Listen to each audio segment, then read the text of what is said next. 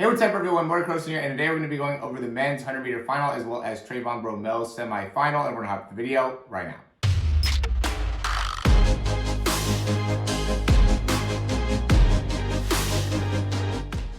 Okay, so I've been doing more of these comparison videos right now just because of copyright. It's been a little bit difficult being able to get these videos posted. I did want to make a video that went into what my finals predictions were going to be. I was a little bit off with a few of them. I obviously thought that Bromell was gonna make it. I didn't think that Hughes was gonna make it, who ended up, getting DQ'd. And then the other one that I was off on was actually Sue Bington. I thought Rohan Browning was going to be able to make it instead of Sue Bington, but Sue ended up having an amazing semifinal run and ended up struggling a little bit more in the finals, but we're going to go more into that. So big thing that really stood out to me was in this semifinal. So we all saw that Trayvon Bromell struggled a little bit in the final. So now this time through, we I was just really hoping that he got a better start, because in the heats, he struggled out of the blocks a little bit more, and then this time through he ended up really looking good out of the blocks. So it's like, okay, he's got this.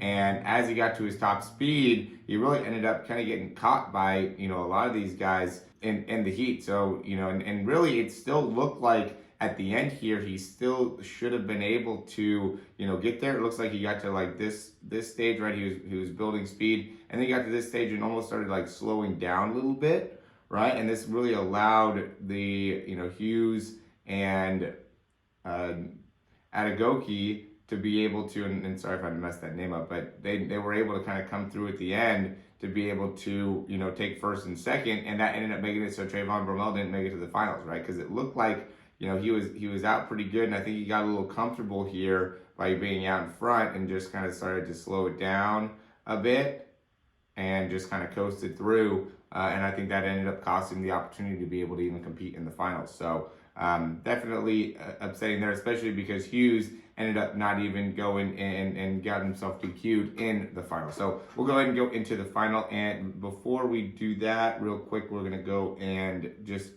show the start of Sue Bington. I'm going to interrupt this video real quickly just to say, if you like this information so far, go ahead and click that thumbs up and subscribe to the channel if you haven't already. That really helps us out a ton, and we're going to hop right back in the video. So a couple of things I thought were funny was that they mentioned here when he had this start that it was a that Bington was like a youngster out of China. He's 31, so I feel like he's like one of the most veteran sprinters out of anybody. But this is really what he needed to do here in order to be able to win, have a chance of winning gold. Because when he got out of this was crazy, his start. I've never seen him start this good.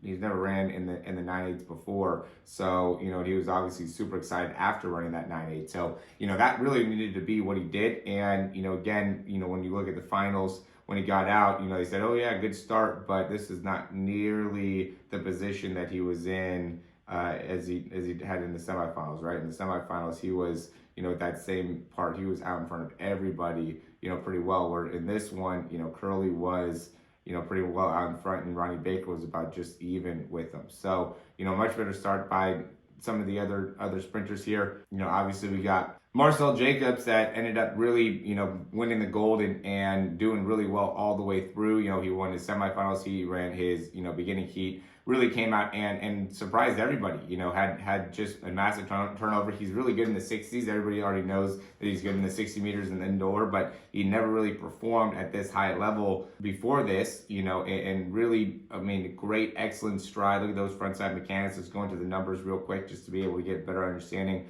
of where he's at. So, that ends up being the key thing, guys, right? When we look at the top sprinters, every single one of them are able to get that extension out in front and be able to pull and create that vertical force. He's touching the ground at 93 there.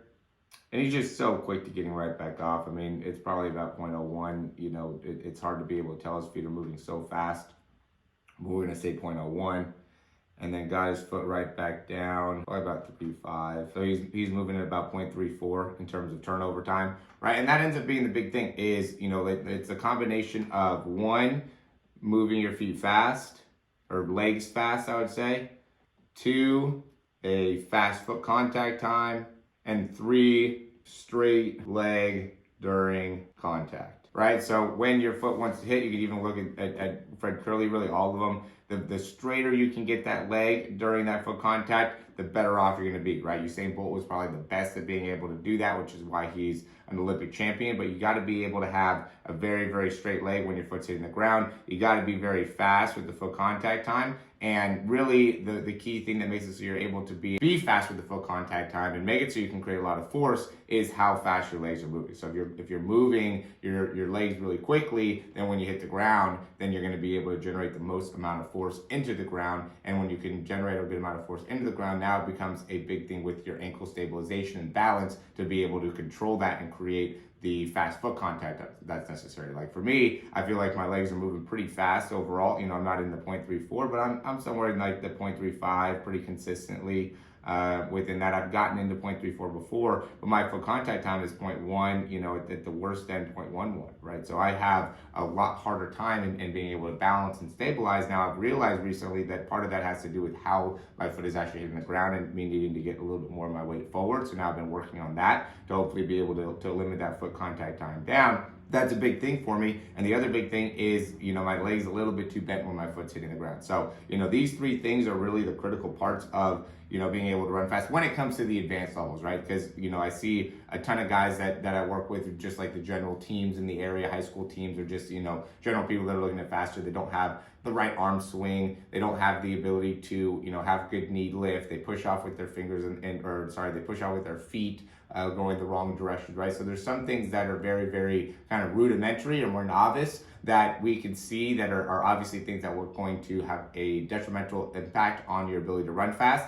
But at the end of the day, when you look at the key things that are separating the, top sprinters or people that are already fast to those elite guys are those things that I just went over, and going into that foot contact time and really being able to understand that on a very, very deep level is super important. And so, Fred Curley is somebody that, really, he didn't do great in the Olympic trials. I mean, he still obviously made it here, but, Trayvon Bromell and Ronnie Baker took 1 and 2. And then Fred Curley came to the, Olympics ready to put on a show here in the 100 meters, and he's walking away with silver. I do want to say, I know that there's some people that are trying to say that, Marcell Jacobs and U.S. because he was born here, blah, blah, blah. But, I want to say that I think the USA represented themselves very, very well. We got a 2nd place finish and we got a 4th place finish. And then also, I think we were the first off the bubble person, right? So we had 3 guys that should have made it. We had 2 actually competing in the 100-meter finals.